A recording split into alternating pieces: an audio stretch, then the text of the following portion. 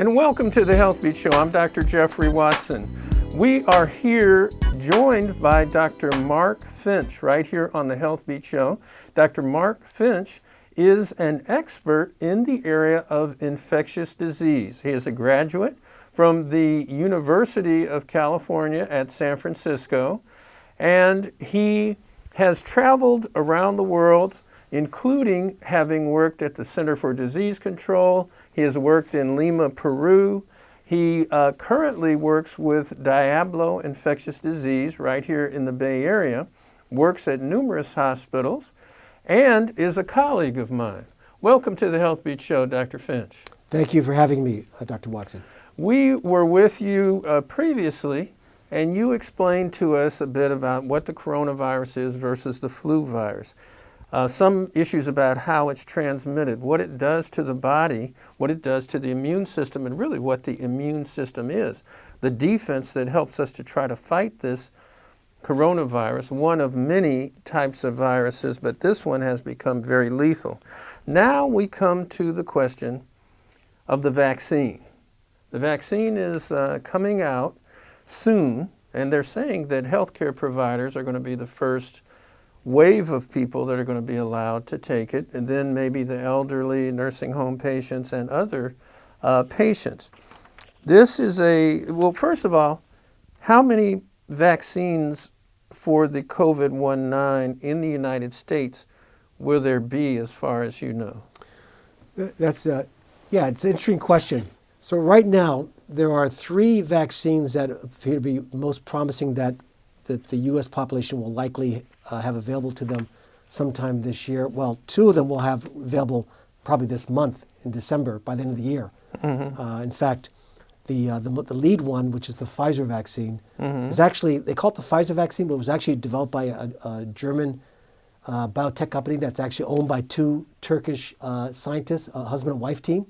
So it's interesting how they call it the Pfizer vaccine, but it's really 2 Turkish Muslim scientists, a husband and wife, who happen to live in Germany, and they have a company called BioNTech. So they're of Turkish ancestry, just like you and I are descendants of African slaves. They were like first generation Turkish people who moved to Germany. They developed, they created a company.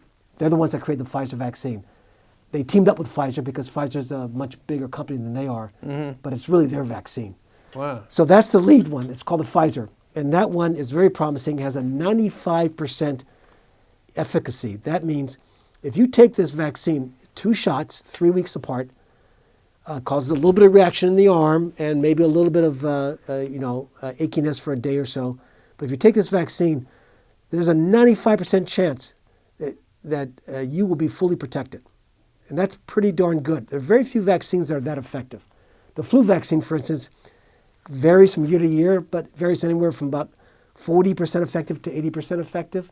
This one is knocked down 95% effective if you take it. What that means is, as an example, of the people they studied in the vaccine trial, they studied 40,000 people, which is a large number, 40,000.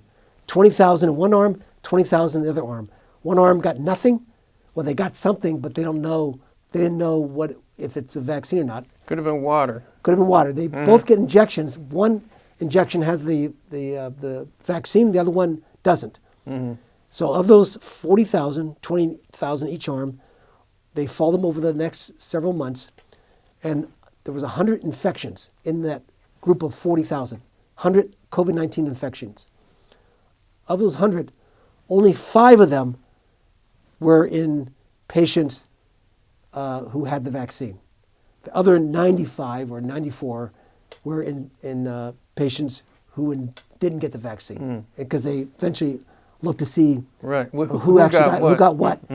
So that's an astounding result. Really, it's an exceptional result. No, we weren't really expecting that. People were hoping maybe for 50 or 60%, but this is like 95. Wow. So we should celebrate that. We should not be afraid of what's going on. We should celebrate that this is an amazing accomplishment by 2 Muslim scientists. I have to say that because of the Muslim bashing that's gone on in our country over the last 4 years, And yet these are two scientists that are giving a gift, really a gift of health and a gift of health and of mental health and physical health to the world. Yeah. So that's the first vaccine. The second one is Moderna. That's also, it's using the same platform, similar platform to the Pfizer vaccine. That is, it's using an mRNA technology, and it's also 2 injections, about 3 or 4 weeks apart. And that also turns out it's about almost 95% effective. But it's using the same technology, so we're not surprised. Mm-hmm. They're about a week or 2 behind the Pfizer in terms of getting approved, but they're likely to get approved probably. Now, when you say approved, or is it FDA approved? Because their studies, a lot of FDA approval takes years. So these are being approved under what they call Emergency Use Authorization, EUA. And the reason why they're making an emergency use authorization is that if they went through the traditional kind of a slow boat kind of a FDA process, then thousands of people would die unnecessarily. Right. And not to mention the economic impact of this virus on all of us. So they create this emergency use authorization. So they look at the data, and they're not cutting corners on doing the studies. The studies are being done, the same studies would be done 10 years ago that are being done now. It's just that instead of the FDA taking its time to look at the data, they're looking at the data literally as it rolls off the press. So they're studying it, but at the same time they're allowing it to be used emergently. So they're going to approve it under emergency use authorization if all the data that's presented to them in terms of efficacy, in terms of safety, in terms of is it something that is practical. When all that data comes in, their FDA scientists and reviewers are going to look at it. They're just going to look at it a lot quicker than they normally would. And the other thing to remember is, when I say look at it much quicker, they're not going to cut corners. What shortened the development of this vaccine is not so much the FDA process. It's really that we use this new technology, this RNA technology. Normally, if we use the old technology, it probably would have taken a couple of years to develop a vaccine. But this new RNA technology means you can create the proteins much faster using the technology, because it's really your body that's creating the proteins. So it's an emergency use authorization. Those proteins are antibodies? No, the proteins are the antigen. So the RNA that the vaccine contains instructs your body to produce proteins that look like the virus protein. One protein, it's called a spike protein. Your body then recognizes that spike protein is not a protein that should be around. It recognizes that protein as being alien. So, or not alien, I say alien, as not something that should be in the body. So your body produces an immune response, which are antibodies, and which are T cells, which are memory cells that basically orchestrate the rest of the body's defenses in terms of fighting infection. So the vaccine produces this one protein, not the virus itself. So there's no live virus in you at all. Okay, there's nothing in you that's alive. It's just something that produces the protein inside your body that your immune system then reacts to and develops antibodies. So you get a little piece of it, a little fragment of this protein, and then your body starts making more of that protein? No, you get a fragment of the RNA. The RNA is called ribonucleic acid. You get a fragment of it, so not the whole viral RNA. But that RNA is enough that it produces your cells in your own body actually produce protein from that fragment of RNA until that fragment deteriorates in your body. Remember, when you get a viral infection, you're already getting the viral RNA in you, the full Monty. You're getting the whole thing. So when you get a cold virus, or you get the flu, or you get any other measles, we don't get measles anymore because we get vaccinated, but any other virus, you're getting the full virus. And when that happens, this is nothing like that, because you're just getting a fragment. This is not the full virus. No, this is nothing like the full virus. Because when you go to get tested with the nasal swab, they're testing for a piece of the virus. If you have the coronavirus, is that correct? So when you do the nasal swab, yes, you're swabbing for the virus that then we we do a what they call a polymerase chain reaction, a DNA test to see if there's that RNA, because actually it's an RNA virus. So we do a PCR test to detect the presence of RNA in your nose. Okay, so you are detecting the virus, Right. but you're detecting the entire virus. This vaccine is just a fragment of RNA Right. that codes for the protein that is really important for immunity. That protein stimulates your body to produce antibodies against it, as well as T cells that are memory cells against it. And those memory cells hang around for years. So even though the antibodies may after a while, once you defeat the virus, those antibodies may peter out after a few months, or the memory cells stick around for a long time. And that's what we're hoping will happen here, that even once you get the vaccine, we're hoping the memory cells that are stimulated will hang around for maybe a few years or even longer, so you won't need to keep getting every year vaccinated like you do with the flu vaccine. Okay, we are having a very stimulated conversation with Dr. Mark Finch. Dr. Mark Finch is a specialist in the area of infectious disease.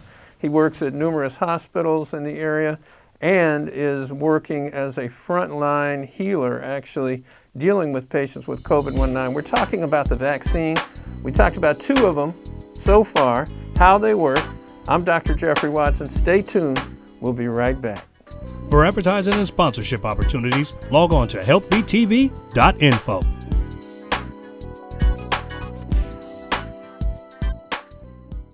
I'm Dr. Jeffrey Watson. For more information, go to our website, healthbeattv.info. You'll hear more about the information that we're giving you on the Healthbeat Show.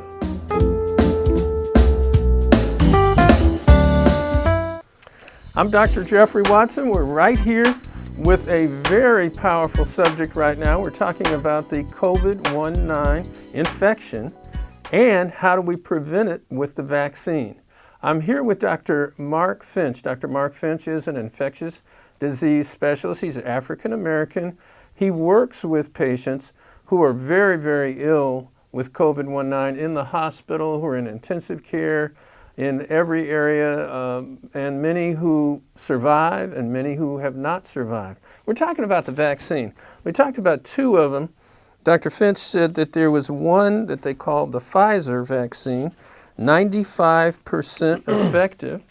Then there's another one called the Moderna vaccine, also 95% effective. Is there a third vaccine that's going to come out in the U.S.? Yes, there is a third vaccine. We don't know if it's going to meet approval. The first two I mentioned, the Pfizer's, I heard today it's going to be approved, which is, the FDA apparently reviewed it and they're recommending that it be approved. So that's pretty much a done deal. That vaccine should probably be coming off the presses next week. I mean, they'll start shipping it next week. Okay. The Moderna will probably be a week or two later.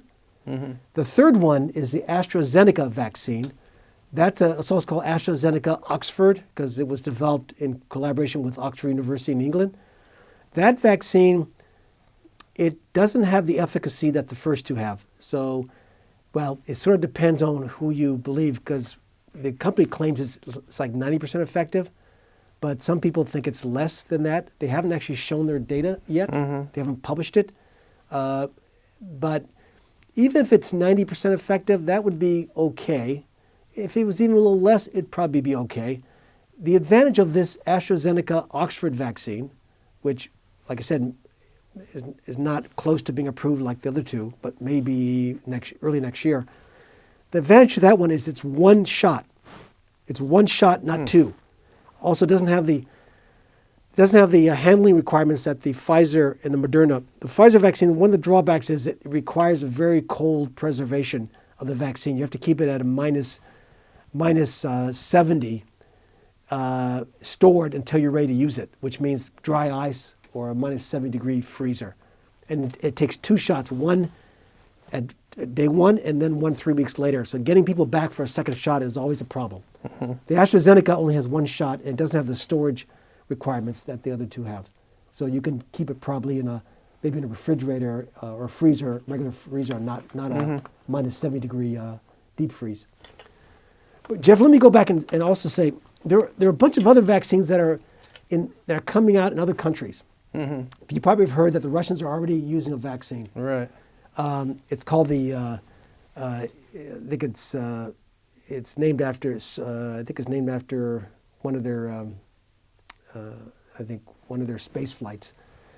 The problem with not a problem, but the reason why I wouldn't put too much hope for the Russian vaccine is that nobody's ever seen any data from it. We don't even think they've even done the full phase 3 studies. You have to do phase 1, 2, and 3 studies in the U.S. to get a vaccine, even emergency authorized. You have to do 3 phases. Mm-hmm. And the last phase has to include tens of thousands of patients. And Russia hasn't done that. They've done maybe phase 1. We're not even sure they've done phase 2. Maybe they did. But they certainly haven't done phase 3. So I'd put that vaccine aside. The Chinese have about 3 vaccines that they've also developed, one of which they're actually I think they are already using in their own country and shipping to other countries. But we don't know much about it because they haven't published data. And our FDA they haven't submitted to our FDA for review. So we're not, as a country, we're not going to go and take some vaccine that we don't know what the data shows because our systems of health are too protective of the population health to allow that. Let me ask you some hard questions that my patients ask me, and in all due respect. We're in a very difficult political time. 2020, we've had minorities killed, we've had George Floyd, we've had the riots, we've had economic problems, we've had a president that lied every time he opened his mouth. And he told us that these vaccines were going to save us, they're going to be great, that COVID was ending, all this kind of stuff. Here's a question that patients ask me. Is there poison in the vaccine designated to kill minorities and to cause population control? Is there anything that is really going to be damaging that's not up front, that in certain populations, we've got this one that we're going to give them, it's not the best one, and we want to see it kill some of those folks? Absolutely not. And not in the furthest, wildest imagination is anything like that. Not only is it not happening, it really couldn't happen. Not in today's environment. You remember, all these vaccines are being scrutinized by people across the world. Look we're Afro-Americans. We have our own scientists here in the United States and outside the United States. I already told you that the Pfizer vaccine was developed by 2 Muslims, Turkish Muslims. You'd have to have a conspiracy that would involve our own scientists. But Trump tried to push back on the Center for Disease Control, and he tried to push. We had a black Surgeon General. He wouldn't let him speak anymore. So anyway, but I think you answered that question. There's antibodies that are produced. When you first get the virus, the IgM antibody goes up. And then after you've had it a little while, the IgG antibody goes up. Should you take an antibody test before you take the vaccine to see if you already have had the coronavirus and maybe your body is self-immune because it's made the antibodies? That's a great question. Right now, the recommendation is no.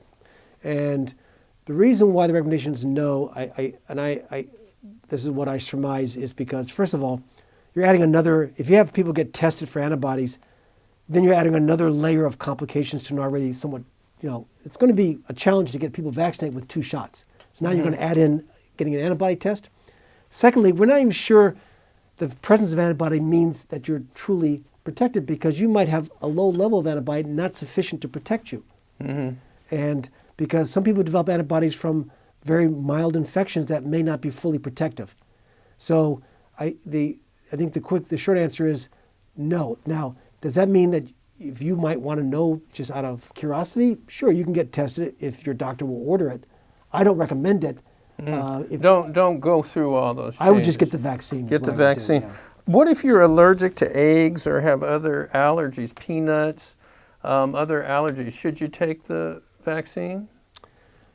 To my knowledge, because they always said the flu vaccine, you should be careful if you're allergic to eggs. Well, no, I haven't seen the full. Normally, when a vaccine is actually fully FDA approved, when it's FDA approved through the emergency use authorization, they actually have a list of conditions for which you should use the vaccine.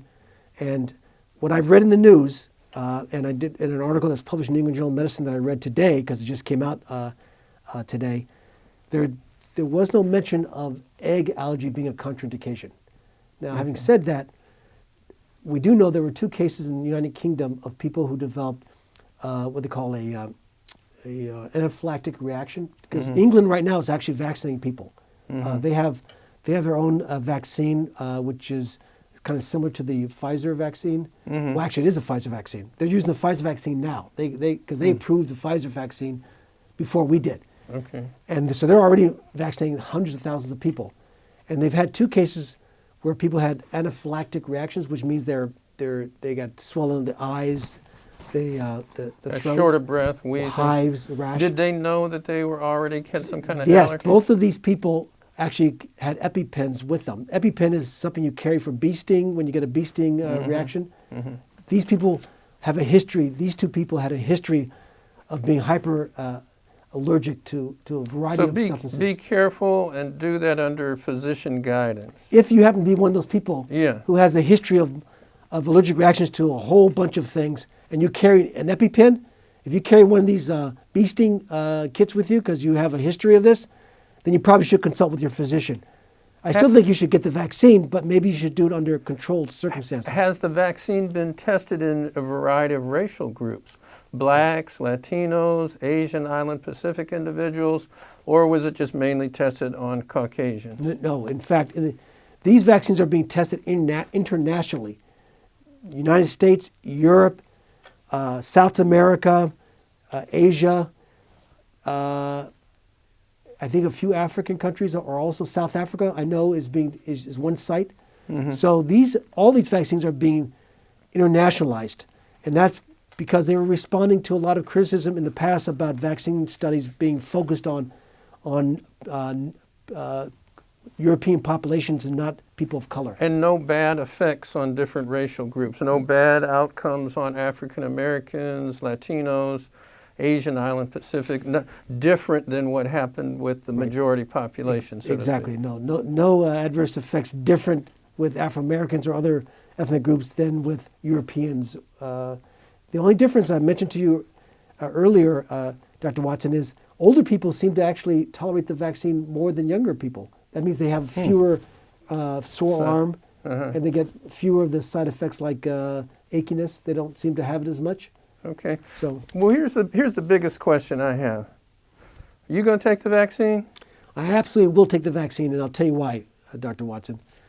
I have loved ones who are in high-risk groups. I have an elderly mother-in-law who lives with me.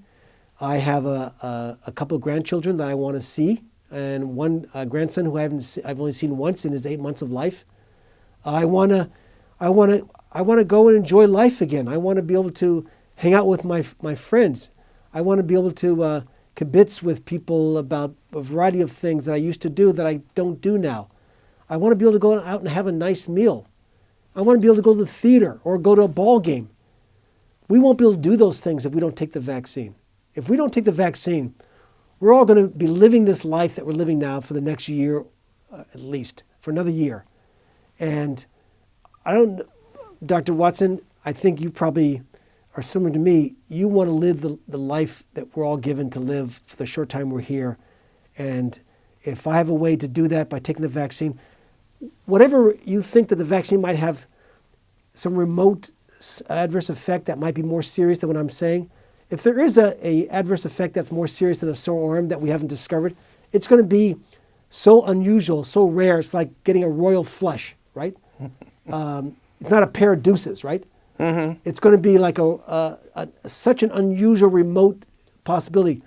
But the possibility of you getting COVID-19, that's not remote. That's not even small. That's a good chance you'll get that if this continues to go through our communities over the next year or two and we don't vaccinate each other. So the bottom line is, Dr. Mark Finch, African American infectious disease specialist, says he's going to take the vaccine. He is on the front line, and he wants others in our community. And, we have a higher morbidity and mortality than most other racial populations. And this is another one. When you look at COVID-19, African Americans die more than any other racial group that get COVID-19. So he's saying take it. A lot of you have expressed some great concern about it. Some of it is because of our political environment that is now changing, that we're coming out of. I am not going to say that I wasn't a little bit hesitant, but I'm going to tell you, after talking with you tonight, I'm more encouraged about taking it. Like you and many physicians, I protect myself when I go into the hospital, but I try to protect my family when I come home. I want them to be able to take it too. You lost a family member, a 99-year-old mother.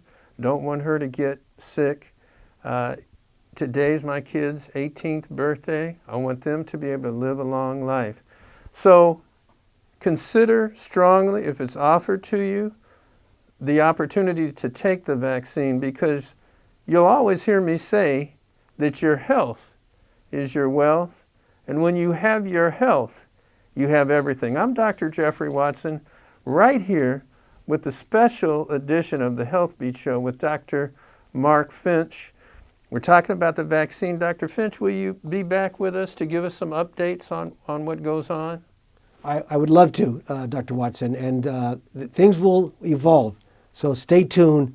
But remember, there is light at the end of the tunnel, and let's hope that the new administration, which I'm confident will do a much better job of managing our issues around coronavirus, COVID-19. All right. Remember that your health is your wealth, and when you have your health, you have everything. I'm Dr. Jeffrey Watson, right here with Dr. Mark Finch. We'll see you next time. You don't have to take my word, but I heard if you have your health, you have everything.